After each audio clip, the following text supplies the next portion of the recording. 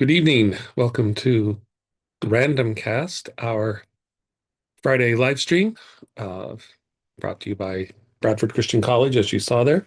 Please check them out. I think should be a link in the description below, where you can go to that website and you can find out more about Bradford Christian College and perhaps it would be a good choice for you, someone you know, to further your education, pursue a bachelor's or even our master's of theology degree that we provide as well.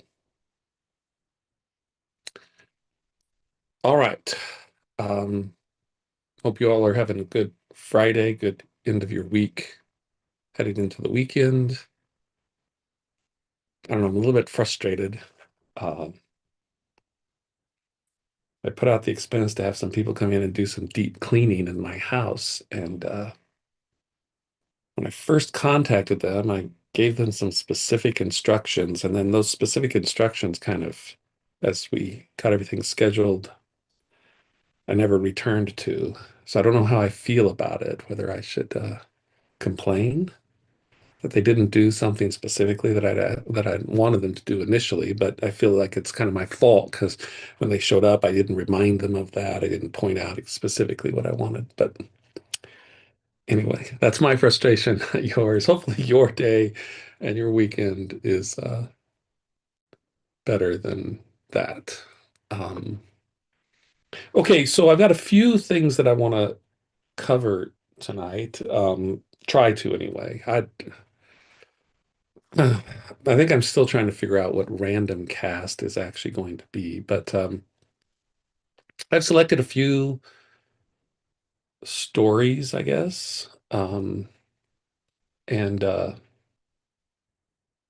thought we might see where we could get with these, what we could think about, learn about maybe.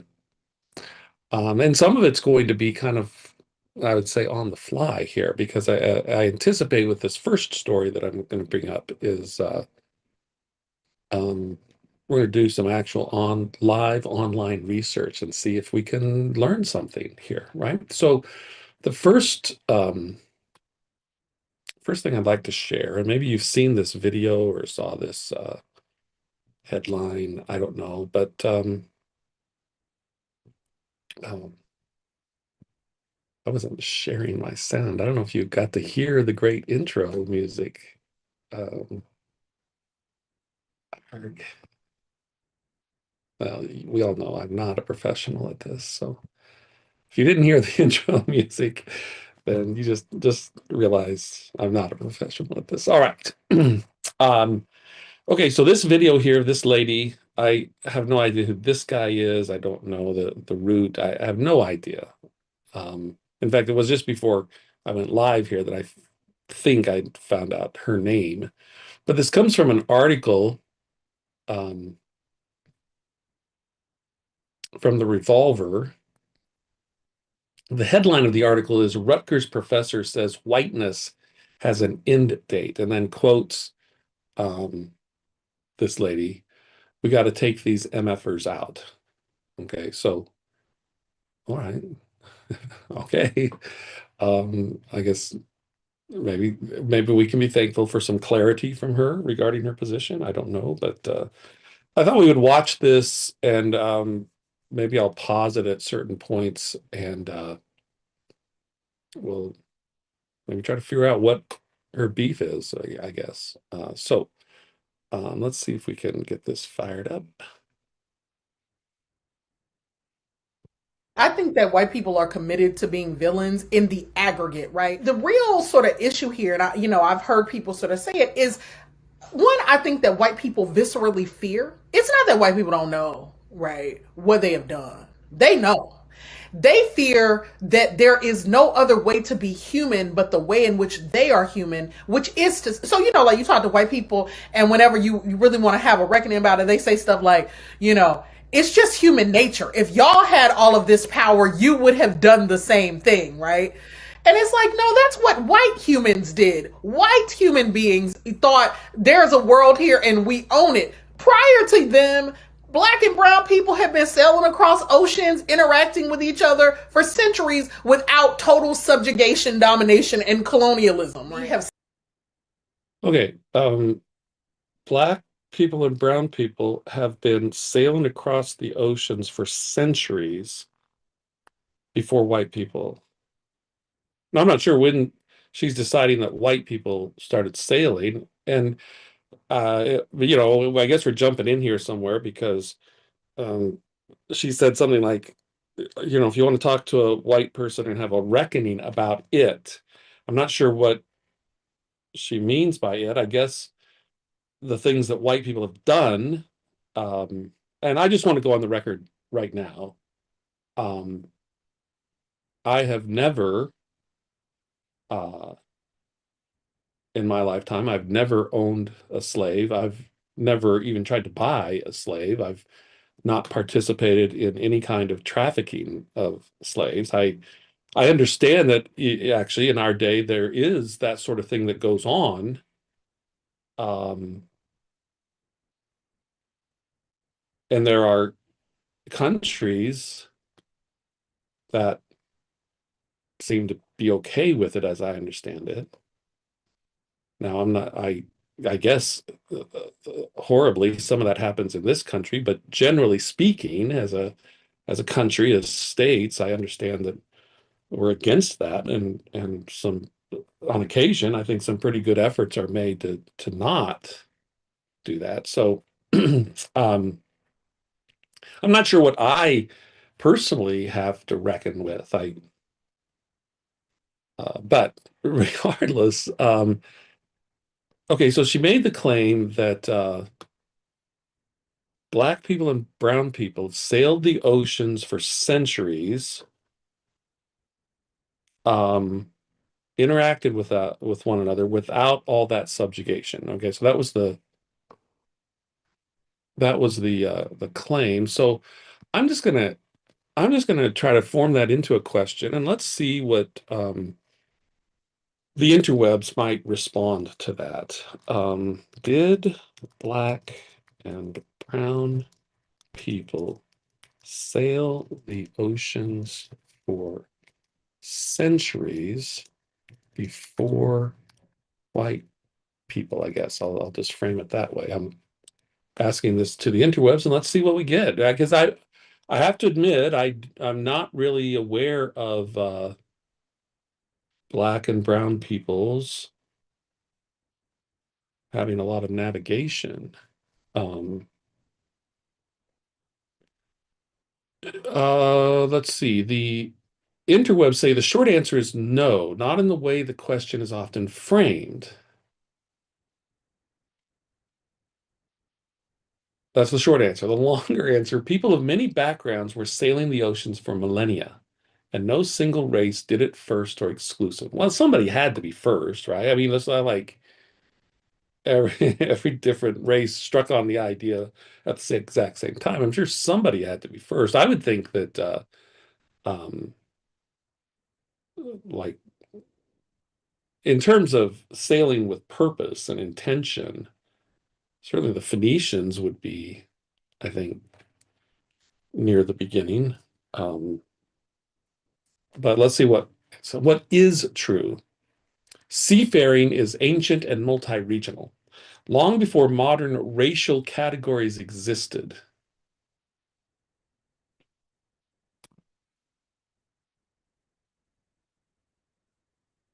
long before modern racial categories existed. So what were the categories before the modern racial categories? And what does that mean? All right, people across the world sailed seas and oceans. Polynesians, often described today as brown peoples, were extraordinary ocean navigators crossing thousands of miles of open Pacific as early as 1500 to 1000 BCE, settling Hawaii, Rapa Nui, Easter Island, and New Zealand.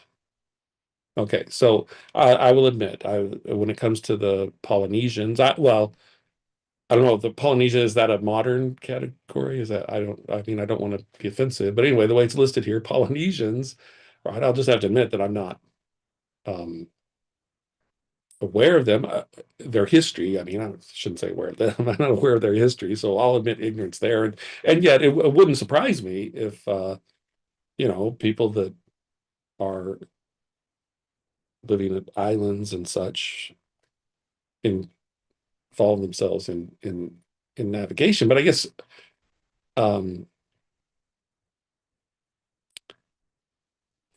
there's navigation or sailing the seas, and then there's really sailing for a bigger purpose than just migrating to the next island over, that sort of thing.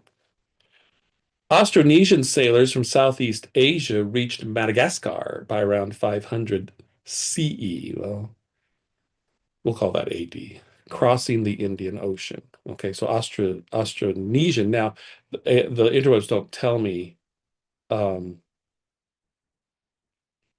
uh, if the Austronesian fall into the black or brown category. Ancient Egyptians sailed the Red Sea and Mediterranean by 3000 BC. Okay, and I would, but again, it's very local, right? Very local sailing is what I would. Phoenicians, described here as Levantine peoples, neither white in quotes, they're white, nor modern European, were major Mediterranean sailors by 1200 BC. Well, now look, um, yeah, I think the Phoenician, in my reading of history, not to discount anything that the interwebs have told me so far, but in my reading of history, I think it's when you arrive at the Phoenicians that you end up with a people that are um, using sailing for a purpose other than just migrating to the next island over. They are involved in commerce. They are bringing their goods to other places, bringing goods from other places back to. Um, I would say that they are the first truly commercial sailors, the Phoenicians. In fact, I would have to dig out my previous research, but um,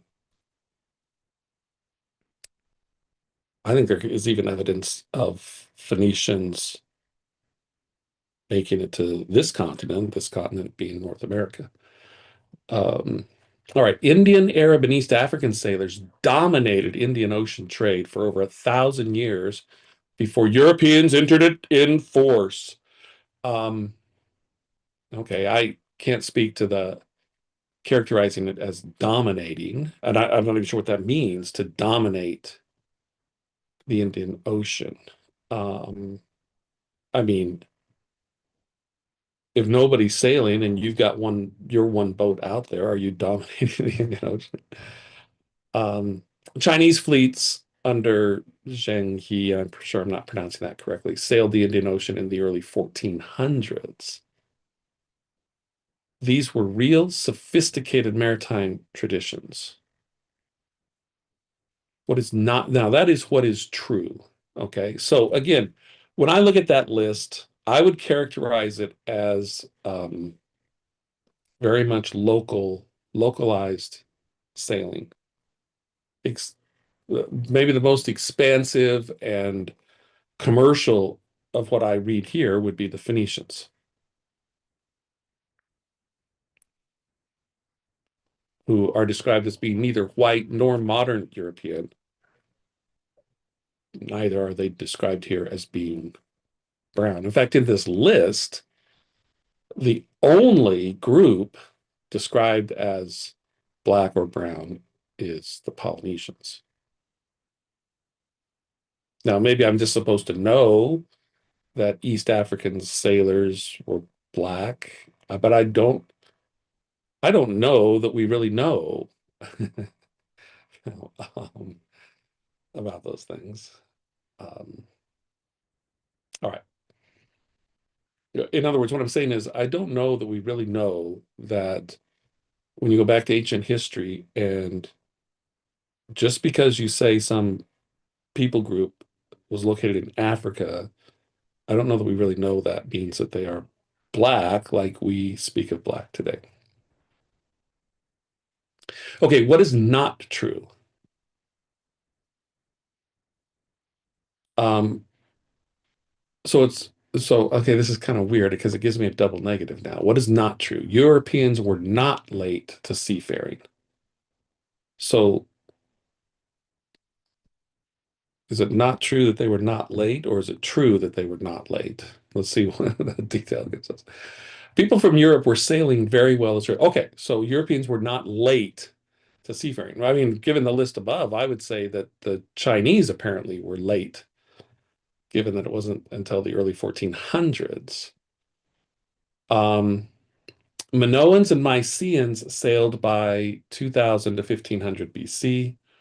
Greeks established colonies across the Mediterranean by 800 BC. Romans dominated Mediterranean shipping for centuries. Vikings crossed the North Atlantic by 800 to 1000 AD, reaching Iceland, Greenland, North America. Um, and so really, it appears that based on this list, if you were a people group in the BCs, for the most part, now apparently the Chinese know, but um, if you were a people group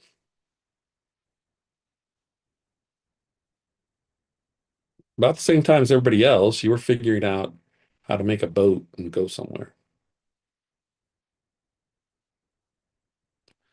The real distinction people often mean, but don't say clearly. What was new in the 15th to 17th centuries was not sailing itself, but transoceanic global integration. Sustained military-backed maritime empires, navigation combining compass, astrolabe, cartography, and cannon.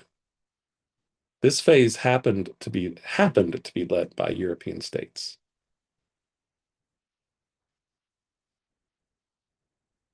But it built heavily on Arab navigation, Indian Ocean knowledge, Chinese inventions, existing African and Asian trade networks. Europeans did not invent ocean sailing from scratch. Black, brown, and white are modern. Oh, this is why the question can be misleading. Black, brown, and white are modern social categories, not how ancient peoples understood themselves. Right. I'm sure that they just were colorblind. They didn't come on. I mean, the people distinguished themselves by among perhaps among other things, but certainly by physical appearance, right? Seafaring developed independently in many places. Okay, I can. Human maritime history is shared, cumulative, and global, not a racial relay race. Well, how appropriate of AI. It's got to be all include. We got to include everybody. But the truth of the matter is, and what AI has said here, is that when it comes to transoceanic global integration, right? Which I would say is just the fancy way of saying when it came to actually productively connecting the world. All right. Bottom line, it is not true that black and brown people sailed the oceans for centuries before white people in a simple, exclusive sense. It is true that many non-European peoples were highly advanced sailors long before European global empires. Europeans were also it is also true that Europeans were also sailors early on, but later used state power to dominate global sea routes. All right. So what does that tell us?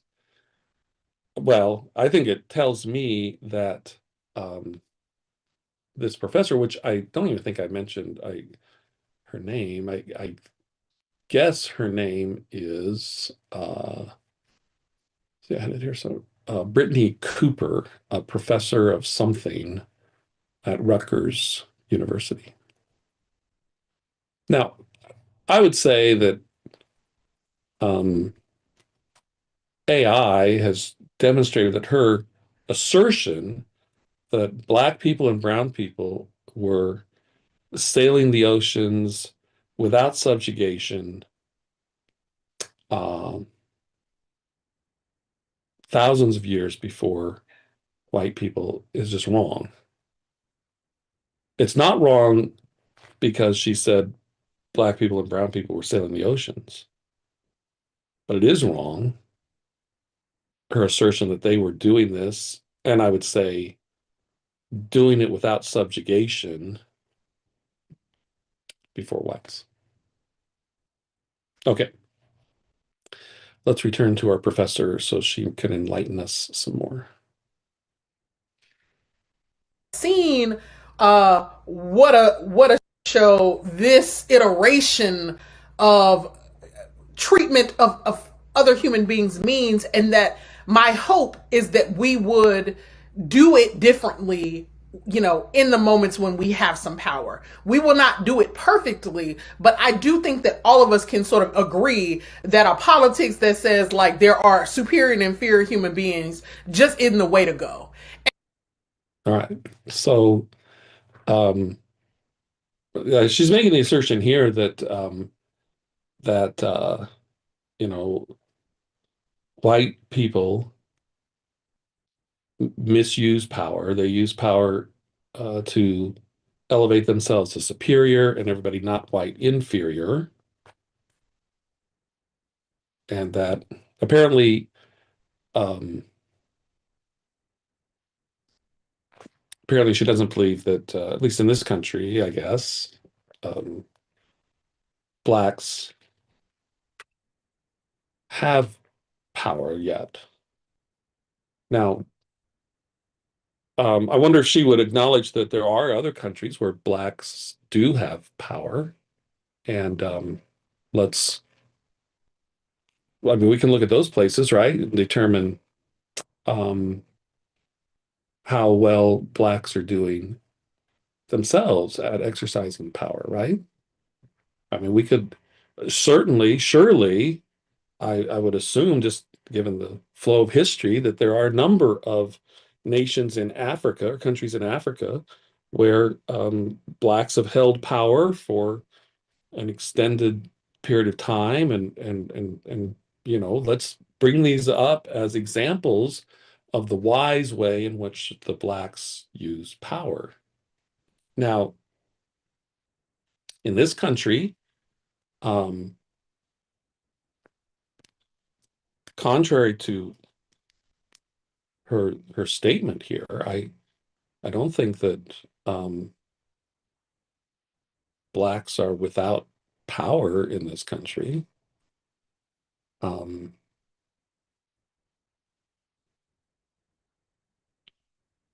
they organize themselves into demonstrations for particular purposes, right? They are quite visible and vocal in demanding justice, whatever, however they're defining that or whatever. But I'm simply saying that they're not an unheard people in this country, right? They're very much heard. And uh,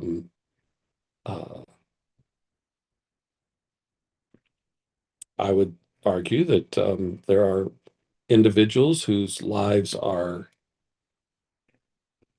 damaged, ruined because of the power that Black people exercise. Um,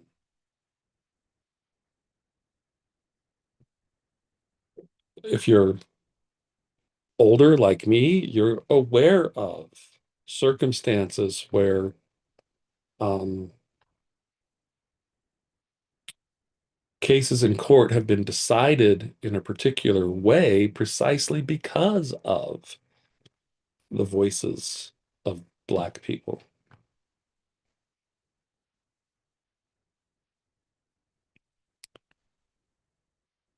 All right, we'll continue.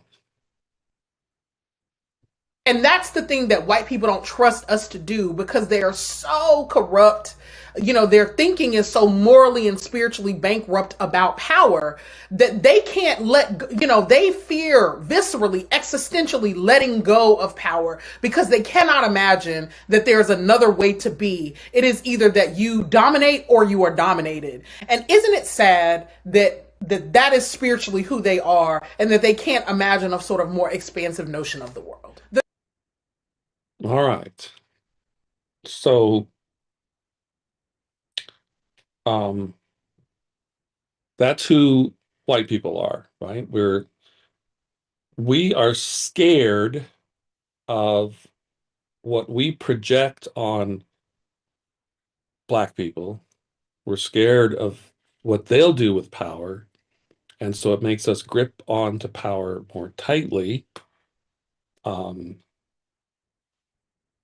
and that's a sad condition for the white people have a very sad, spiritually immoral position regarding power.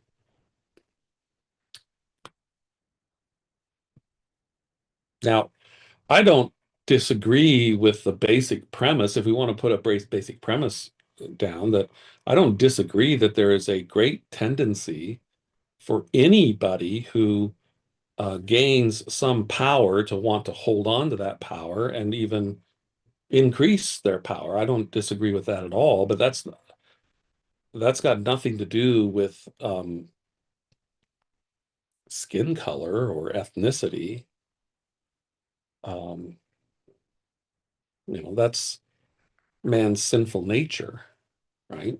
Uh, every variety of person, once latching hold of power, must wrestle with the temptation and sadly too often lose the battle with that temptation to improperly, even immorally hold on to that power and exercise that power in thinking that ensures that they won't lose that power.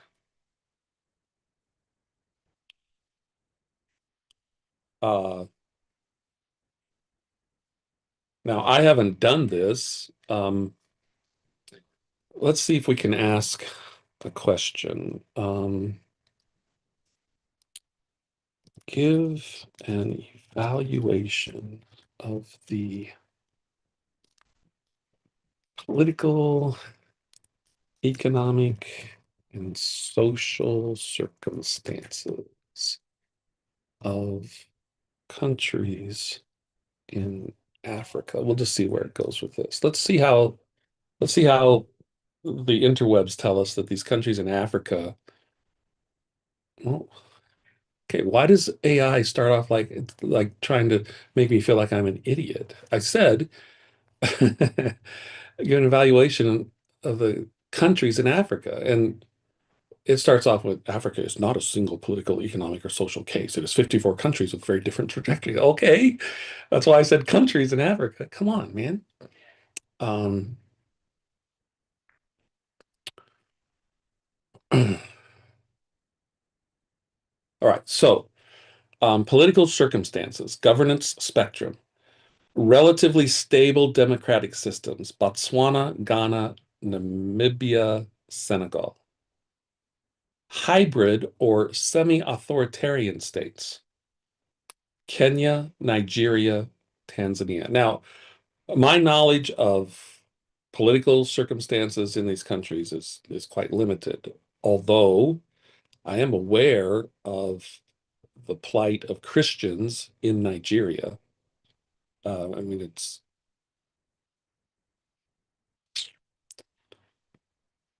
talk about um, how power is being used. Okay, just saying. Authoritarian or conflict affected states, Eritrea, Sudan, South Sudan, Somalia. Now, regarding the Nigeria as an example of a hybrid or semi-authoritarian state, it gives this elections exist, but power is concentrated. Patronage politics common. patronage politics, Connie. I'm not, I'm not sure what that term means, but all right. So there's a spectrum of certainly of how power is being used is the way I would take that governance spectrum. And again, I'm no expert, and so if I get something wrong, please shoot me a comment and straighten me out. But I'm pretty sure that these countries like Somalia and Sudan are horrible places. I mean, just horrible places. Um, and of course, Somalia, of course, in recent news in this country.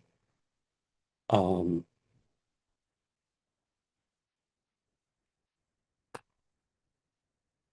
and well, I'll leave it at that. Structural political challenges. Colonial borders grouped diverse ethnic and religious communities into single states. Right. So they're gonna apparently what I take from that is that uh, colonial borders is that the AI is going to suggest that, well, any of their problems they're having now go all the way back to colonialism. Now, I think it was unfortunate what happened in Africa with colonialism and dividing these people up and just announcing that you're now connected to whatever European country. But at the same time, as I understand history, um, there was a lot of good that came to these people, like medicine, sanitation. For a lot of these countries, the wheel. I mean, um, you take the Native American. Uh, Even by the time the Pilgrims arrive, these people had not figured out a productive use of the wheel, right? I mean, we need to think about this for a moment, all right? Because if you picked up somebody who was living at the time that Jesus was born in the Roman Empire, you pick that person up and you advance them to 1620 and put them with the Native Americans when the Pilgrims arrived, they would have thought they went backward in time. Like, I think this is a these people are way behind my time. And I know, with the Native Americans, people make a big deal about, oh, well, it took the Indians to teach the Pilgrims how to plant corn. Well, no, they knew how to plant corn. Um, Apparently, the fish head or whatever that was put in there, that was a helpful hint or tip. I guess what we'd say today was a helpful life hack. But if you read Bradford's history carefully, what you'll find is that at the very time he describes the help they received in planting corn, he also explains that the Pilgrims introduced the Native Americans or American Indians to farming tools. Okay, uh, the American Indians had not developed tools for farming. Okay, so it's not just a one-way thing, right?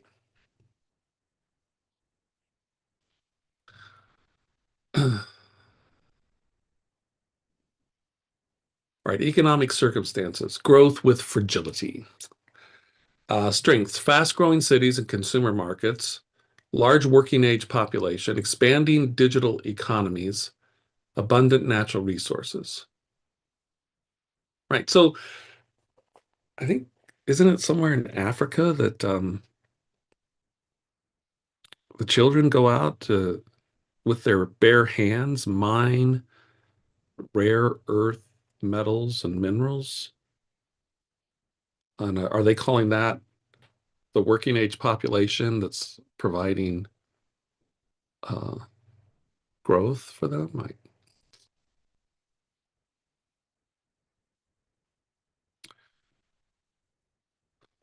let's see, middle income economies, South Africa, Morocco, Egypt, fast growers, Rwanda, Ethiopia, pre-conflict. So are they having conflict now that's stopping them from being a fast grower? Resource dependent states, Angola, Nigeria, low income fragile states, Niger, Chad. Africa is not poor because it lacks resources. It struggles with value capture, industrial depth, and institutional efficiency. Okay. You see what they,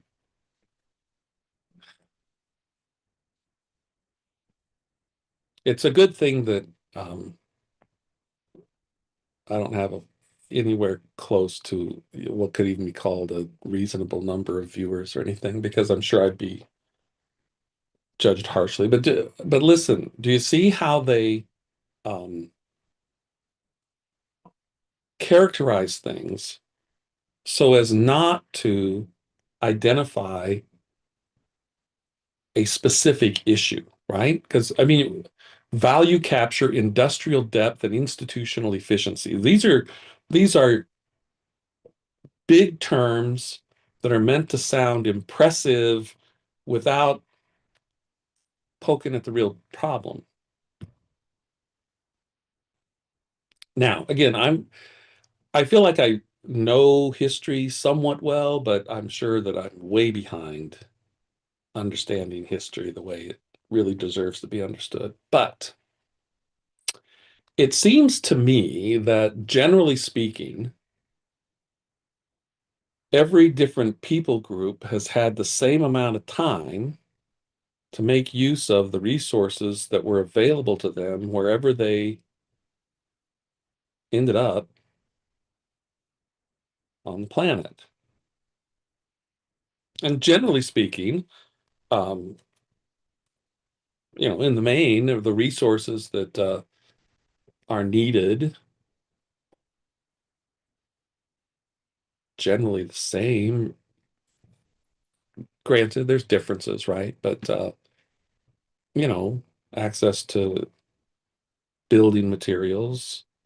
Now, maybe those building materials will vary from location to location, but um, and look, I would just challenge you in your reading of history. What is it and why is it that there is such a marked difference in the social, political, and economic development that we see in history, say in Europe as compared to Africa? And I know, just like we saw with the sailing, modern history loves to say, "Well, the Europeans were building on the inventions of this people group and this people group." And okay, fine, they were maybe. The point is, they were building on those things. They were doing something with that invention or that knowledge. And they were doing something that was markedly different and more progressive, more advancing than what anybody else was doing. I don't think that's, I don't think you can deny that in history.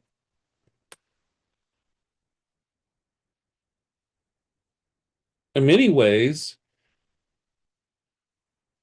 Africa well, as I understand it, it's one of the richest continents in terms of natural resources. And I'm certain that people today can make all kinds of claims and assertions that it's outside influences that brought about um, the circumstances that people groups in Africa face today.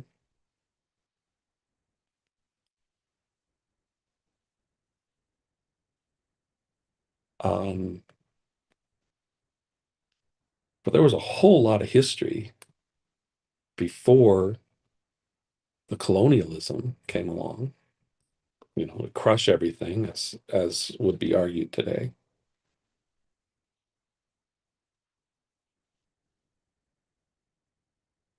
See, my point is ultimately with here that this evaluation isn't helpful.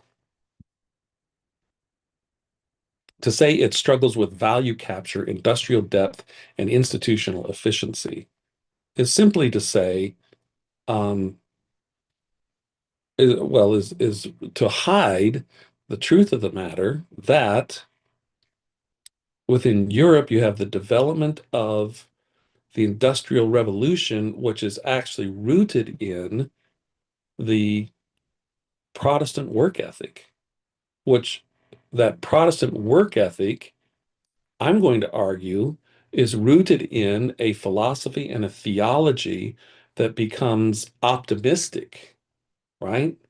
It's an optimistic view of the future. The optimistic view of the future drives them to be more productive, to produce better things so that this future that they foresee uh, can be, right? Uh, that they can actually make things better for those who will come later. And I would argue that in other parts of the world, that philosophy, theology, worldview was not developing. Um, so that for a period of time, I mean, I think that if we want to call that Western civilization, I think Western civilization has fallen away from this largely. But for a good period of time, Western civilization became producers far more than consumers. And the rest of the world continued in more of a consumptive mode. And that's why that's what brings poverty is this consumer obsession.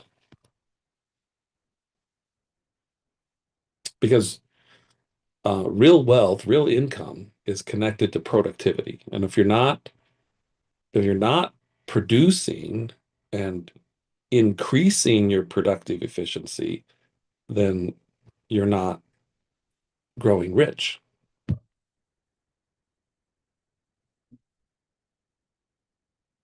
All right, social circumstances. Africa has the youngest population in the world. So, that the way things are going, in fact, if we get to it, I don't know if I'll get to it, but if we get to it, I do want to talk about um, something related to population and such. Um,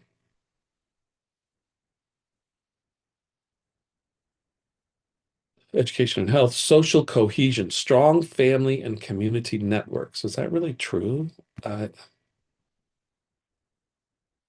High levels of religious participation is I guess, brings social. Yeah, I mean, any country needs to have its religion. Now, be interesting to dig into these different countries that were in that first example list and see, okay, which one of them are Muslim countries and which are not. Um, Ethnicity matters politically, but conflict is not inevitable. Now, the AI puts that conflict is not inevitable in bold, like it's trying to teach humans a lesson here. Conflict is not inevitable, but ethnicity matters, right? I think that truth is coming to the fore in many ways in this country. Ethnicity seems to matter. Now, what we do about that, how we work that, I guess, is maybe another issue, but it seems to matter. You can't deny it.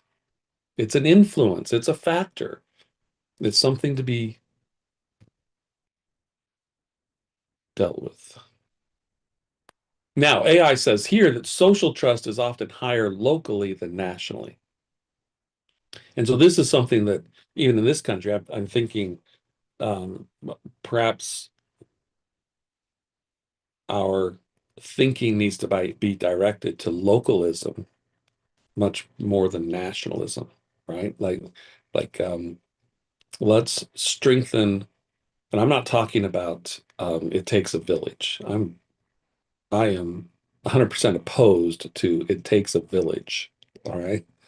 But localism, I'm talking about um, really attention being focused on let's just let's just say at the county level, right? I mean, you could maybe talk about different levels of localism, but at the county level, that the people in a county strengthen. Um, uh, I've got a video paused right now, so we'll be returning to that video. That's what the what's going on. But localism, um, right? I think say the county level, strengthening a county, having strong county commissioners or whatever their title is, having a solid county sheriff. I think that maybe given what seems to be just continuing frustrations, certainly at the national level, and maybe even frustration at the state level, maybe that's where the real focus needs to be placed is at the county, the idea of localism. All right, let's go back to our video here. We're watching Rutgers professor Brittany Cooper, and she's explaining the problems that exist because of white people, and she's asserting that whiteness does have an end date, and that I mean, look, she's asserted clearly that black and brown people are a more holy people, HOLY is what I'm using there, holy people than white people. That white people are can do nothing but abuse and misuse power to subjugate others. And that's not what black or brown people would do if they were in power. All right, so we'll continue. The thing I want to say to you is we got to take these motherfuckers out. But I know, but like, we can't say that, right? We can't say, like, I don't believe in a project of violence. I truly don't. Because I think in the end that our souls suffer from that. And I do think that some of this is a spiritual condition. So here is where I land most days about. Okay, I want to stop for a moment, right? As I started that clip, um, she's talking about white people. We have to take white people out. Okay. Now, I'm assuming that's not out for a cup of coffee, right? That's out, like in them. Okay. Now, what are we to make of someone who makes that assertion? We have to end white people, and then comes back and says, now, I'm against a project of violence. What do you mean? What, come on, what is your position then? Right? What is your position? You asserted ending white people, and now you're going to step back from that. In fact, here she has asserted that white people are terrible because they do nothing but oppress and subjugate with the use of power. And now what is she asserting? I don't don't without hesitation assert a position and then try to suggest that, um, well, that's what we need to do. I'm against it. No, you're not. That's what you want. about white people. And I actually have been helped in this by thinking about indigenous people, right? See, part of the challenge around whiteness is that it totally skews our view of everything, right? I gave this like TED talk about this some years back, and one of the reasons I was trying to think about it is like the world didn't start when white people arrived in America and tried to tell all the rest of us how things were going to go. There were people out here making worlds, Africans and indigenous people being brilliant, and libraries and inventions and vibrant notions of humanity and cross-cultural exchange long before white people showed up being raggedy and violent and terrible and trying to take everything from everybody. All right.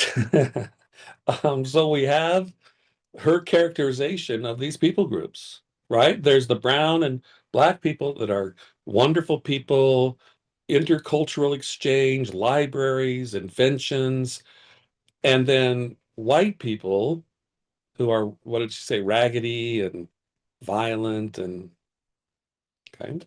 Now, I guess if that's going to be your characterization of these different people groups, well, yeah, we don't want the raggedy, violent, and take over everything people. Okay.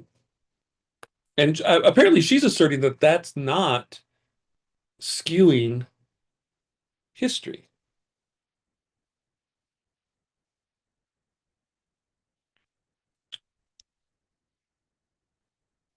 Uh,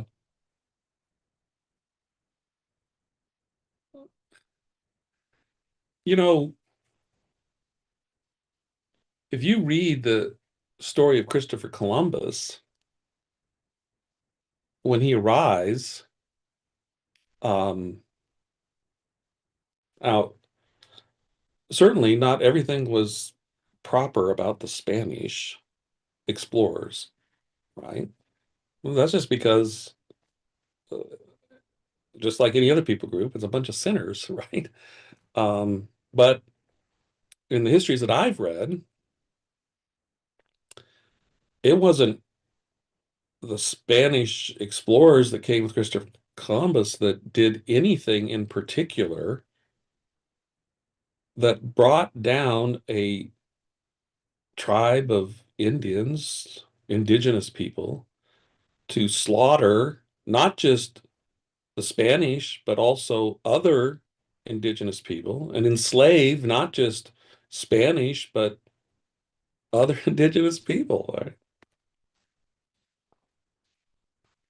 I mean, when the Spanish go into Mexico, all right, I don't mind, I guess, assertions of, these other cultures, other people groups having invented things or, whatever. Um,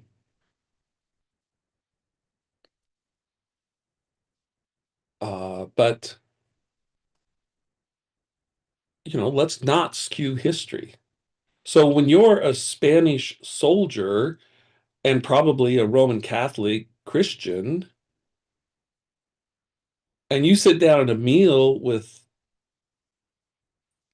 indigenous people in Mexico, and the pre-dinner entertainment is the carving out of the heart of a live person in front of you, what are you supposed to do? Like,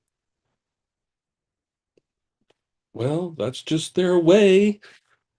That's just their way. That's the way they do, and everybody's got their way. Don't you think you say, stop it? It's not the way you do things, and potentially it leads to we're going to force you to stop it.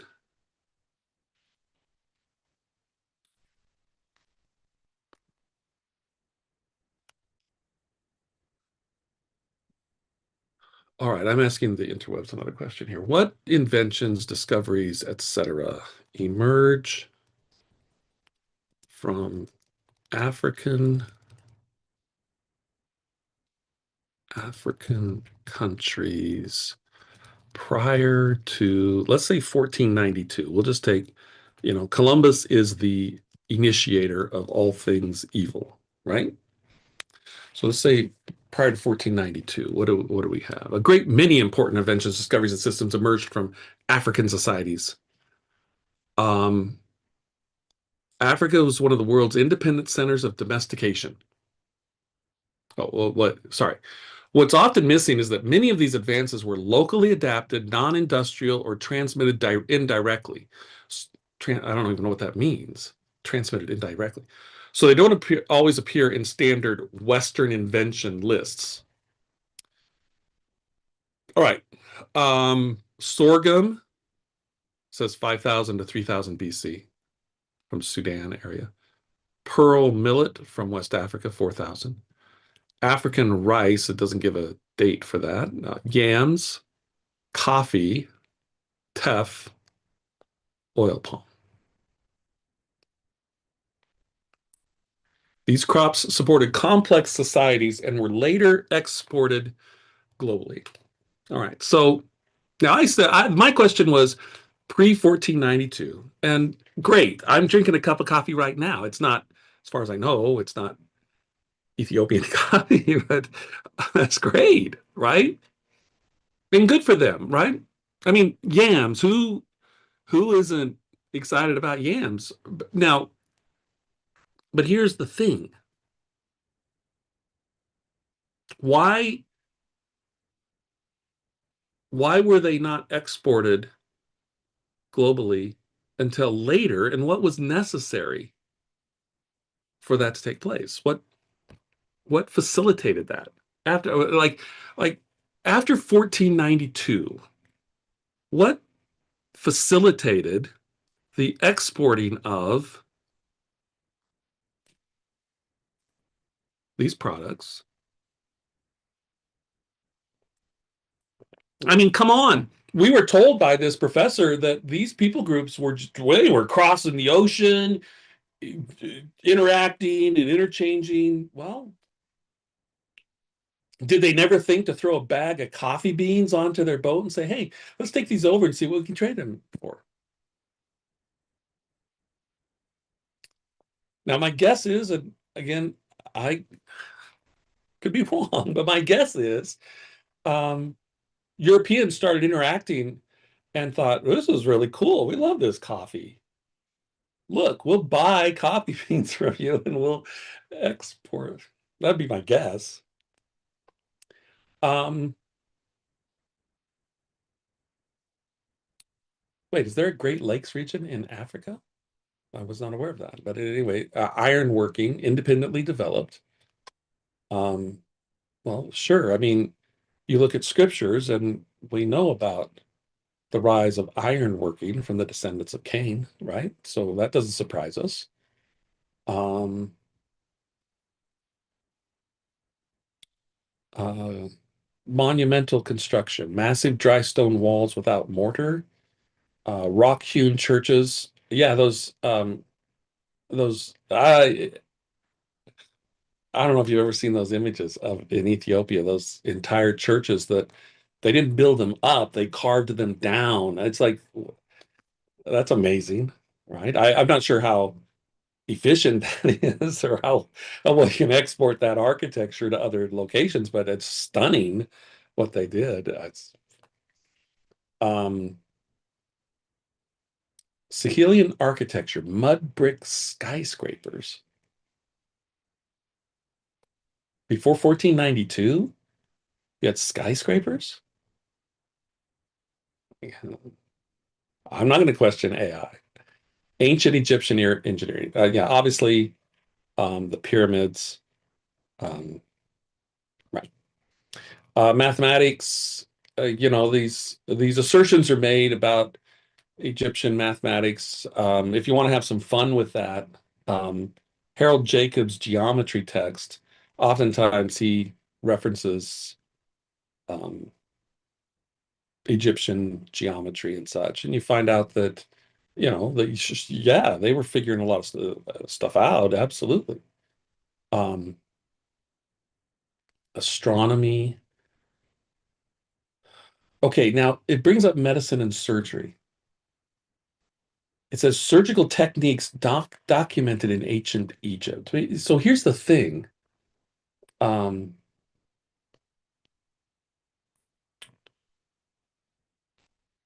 about medicine and Egypt. I don't think anybody doubts that there was um,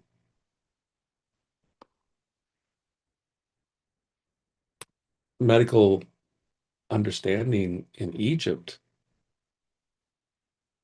But I think the thing is that it seems to have not captured or been captured by the culture. They're like, I don't think you really have indication of hospitals and right aggressively, actively providing medical assistance to the poor, the and such. It's really interesting because I mean, I'm not going to deny that they have history tells us about some of these things, but like as far as making use of it to benefit everyone throughout their culture, it seems to be largely limited to the elite. Um, all right, let's go back to our video here. And that's really important because if we believe that history starts for us when white people drag us to these shores, then we can never get outside of the notion that this is going to be our existential struggle. Okay, so right there, I agree. She shouldn't think that history starts for them when white people drag them to these shores. She should go a little bit earlier and realize that history might start prior to that when they are enslaving themselves in Africa and they're offering, Africans are offering their own people for sale to white explorers, adventurers, whatever, who land there in Africa. I mean, back it up a little bit. That's fine. Let's get another starting point for the history. All things that begin end. White folks are not infinite and eternal, right? They ain't gonna go on for infinity and infinity. And that's super important to remember that white colonialism and imperialism has a beginning. And in my way of thinking about the world, that means it has an end. And so part of what we are trying to do is to imagine what are the steps that we must take to get to the other side of this very inconvenient, epochal interruption of like black and indigenous world making. All right, so she asserted that everything ends. Okay. Maybe in history, um, black and indigenous people world building has ended, right? And we're on to the other side of that. She wants to assert that the black and indigenous people world building should, I don't know, be no longer be interrupted by white people. Right? That's her assertion. Um, because white people, I don't know if she'd call it world building, white people's world destruction, maybe in her view, it's got to end. And apparently there are steps that they can take to bring about that end. I mean, does that give people comfort on the day to day when you like just having to deal with white folks and the travesties that they create and the sense that they want to destroy the planet? Nah, there is. Um, the travesties that white people create because they want to destroy the planet. Um,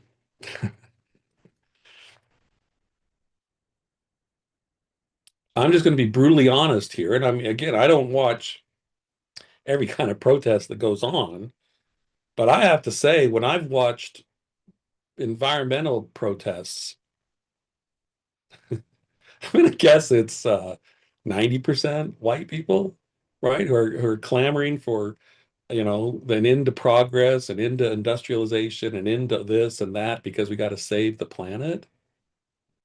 Right. Right.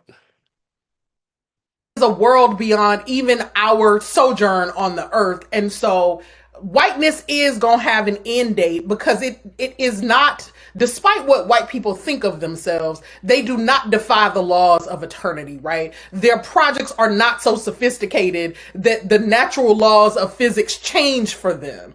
And when we sort of humble them in humble our own understandings of whiteness, it seems like the biggest giant that we face. But in the end, right, it is what I like to say is, black folks were out here for centuries and centuries and millennia doing all kinds of wonderful things and probably some fucked up things too.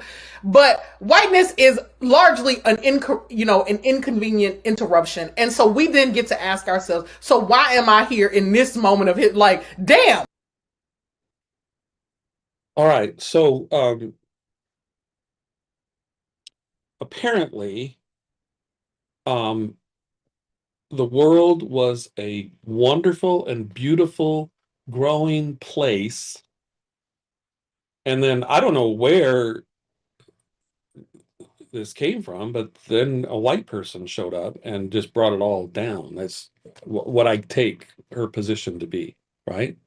It was like everything was good and wonderful and perfect. Oh, well, how humble of her. She admitted that, yeah, black and brown people might have done some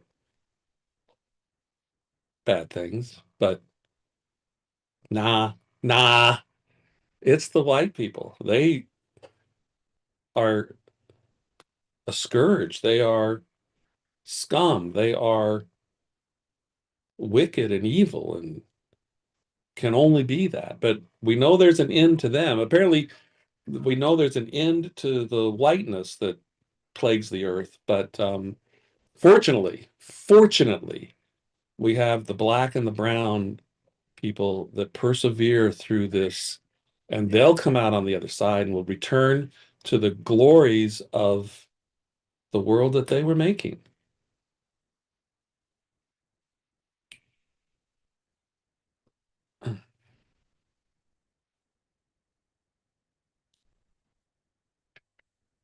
I would just encourage you. In fact, let me encourage you this way. If you're wondering about this, if you're wondering about um, the history of mankind, Monday nights I'm doing a History Done Right series, and check it out. I've done, I don't know, 3 or 4 episodes. I don't know how many I've done. You can go to the Bradford Christian College YouTube channel and find the playlist for History Done Right, and you can follow along. And let's see. All right. I know I'm going to be reading history according to the white man. So, but let's see I don't know, what our first best history book talks to us about. And that's the Bible. And I think what we're going to find out is that it's not white people are exclusively bad and black and brown people are largely good, occasionally bad. We're not going to find anything like that. What we're going to find is that man in his sinful condition is bad. He does bad things. And second thing we're going to find is that history is not as simple as saying, if you're that color, you're necessarily bad. And if you're this color, you're mostly, largely 97, 98% good or whatever. And what you end up finding out is that in the midst of um, any person in history wanting and trying to do something good, there's some bad mixed in with it. And I think it's all a testament to God's providence and grace, but especially God's grace that there are times where there are people in history who are intentionally doing that which is bad or evil, and yet in God's grace there is good that emerges from that. And so history is this really complicated thing, and it's not as simple as what our Rutgers professor is asserting. Okay, I'm going to stop there. I can't take it anymore. um, Let me just try to get to a couple more here before I end tonight. I just briefly I want to talk about this.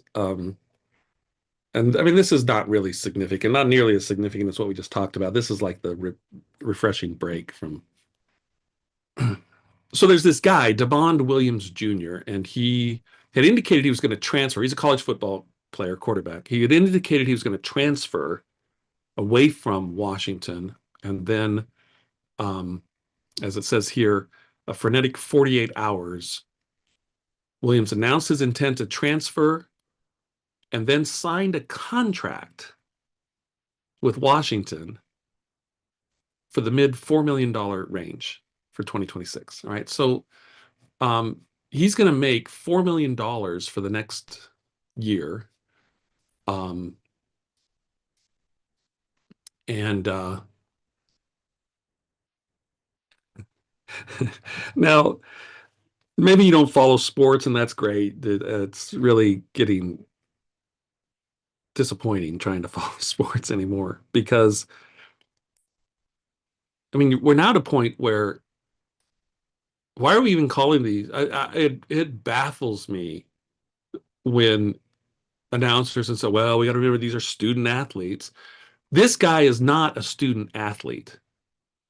He's an employee, right? I mean, he's signed a contract. Now, what I think is going to be interesting is when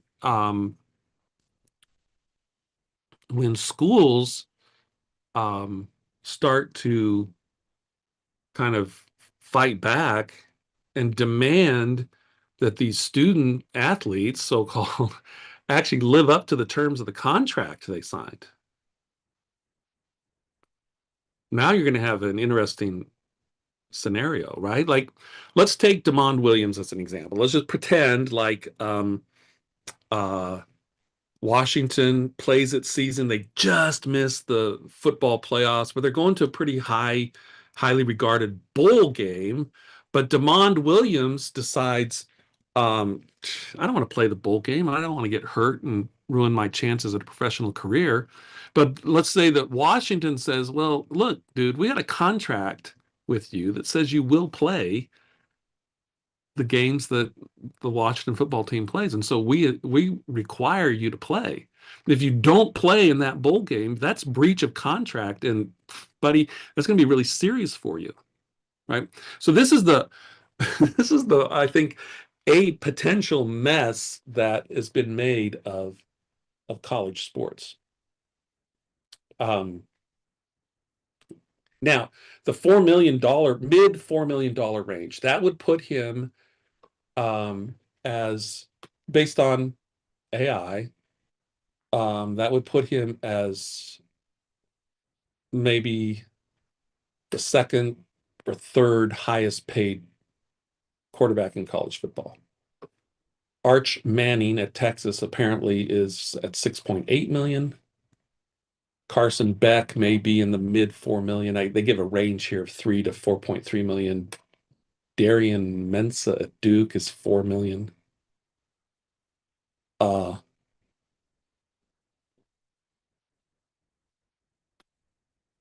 I remember way back when I was a wee lad, and one of the most exciting things about that was said about college football is that these are people that are playing for the love of the game.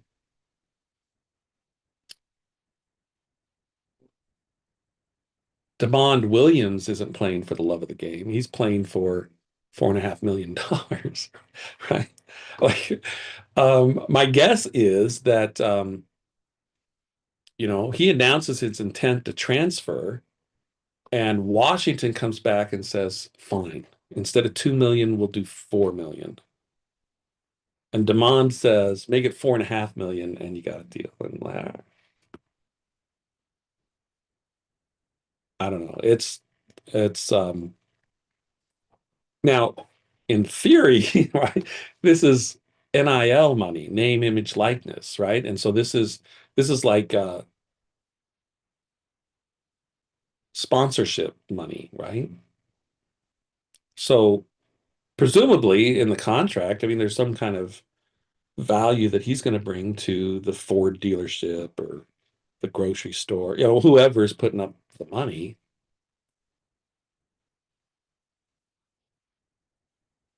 This is just absolutely crazy. All right, that's all I'll say about that. My next story here is Donald Trump. Let's see what he has to say here. Right now, we are going to do something on Greenland, whether they like it or not, because if we don't do it, Russia or China will take over Greenland, and we're not going to have Russia or China as a neighbor. Okay?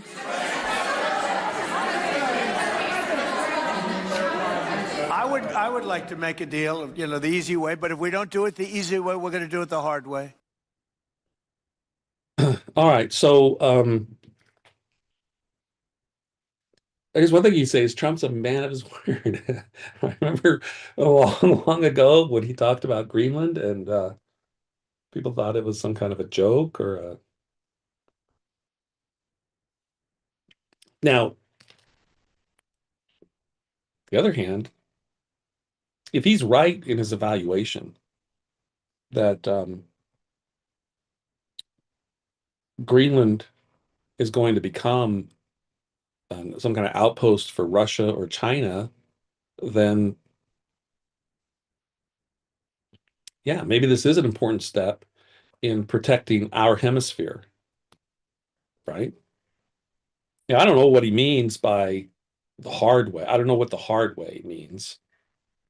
Um, but he's clearly determined that Greenland will come under the umbrella of the protection of the United States. Now, I don't know if you're aware of this, but uh,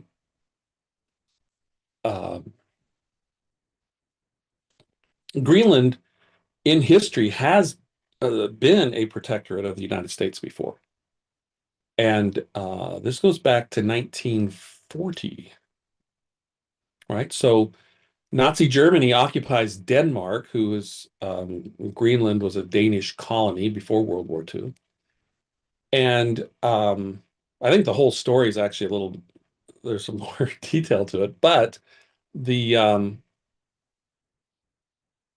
as I understand it, the Denmark ambassador, maybe in our country, in the United States, drew up a treaty and signed it with the United States. The United States would protect Greenland from German occupation.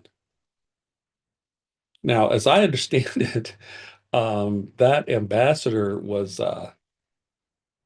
removed from office for treasonous action because he didn't have the king's authority to do what he did, but it turned out to be important. I think actually the Denmark Assembly or whatever actually approved the treaty afterwards, but it turned out to be important. In fact, before Pearl Harbor happened, the United States was involved in um, military action with the Germans at Greenland. Um, and I'm not as I understand it, shots were fired, but more like warning shots than anything else. So maybe it wasn't full on engagement, but nevertheless, the Germans were trying to establish some kind of outposts, if only weather station outposts, or perhaps even outposts where submarines could be um, fitted out or whatever to carry out their actions. Um, In fact, um, the U.S. Army, I think it was I assume it was the Army there. Anyway, they would use dog sled teams to monitor the coast along of Greenland, and they came across and German installations, and they were able to dismantle those. And my notes here say that occasional skirmishes occurred, right? So it's nothing that would qualify as a battle, but the way I read the history is, there was some armed conflict to an extent. Um,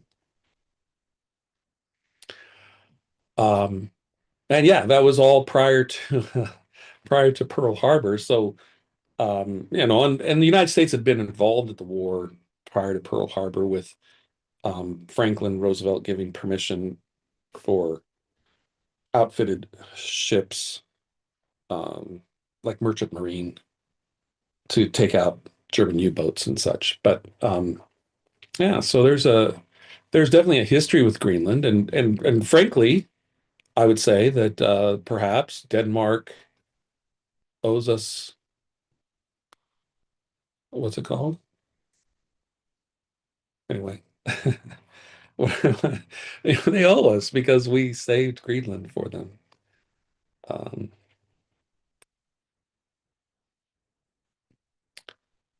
so that's interesting, maybe. Okay, one last story, and then we'll call it good for tonight.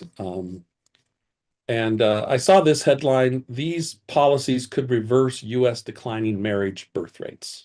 Okay, and I don't necessarily want to read the article. The look, I have advocated with students that I have taught that uh, when you're when you're considering um, when you're considering uh, who you might vote for or how you want your government to behave, as Christians, we should care very deeply that the policies that are being considered and implemented are family-friendly policies, right? That they make it, they help build a society and shore up a culture that values marriage between a mommy and a daddy and children, even to the extent, in fact, this is one thing I think that showed up in this article here. Um, I thought somewhere in here they had a statistic of, yeah, here. But the report references a YouGov survey from November 2023 that found more than two-thirds, 68%, preferred options for parental time at home rather than both parents working full-time outside the home. Now, I'm not sure how positive that is, because when it's talking about parental time, I think they're talking about like requirements on businesses to provide for paid time off, that sort of thing. And so that's not exactly what I would want aimed at in policies, but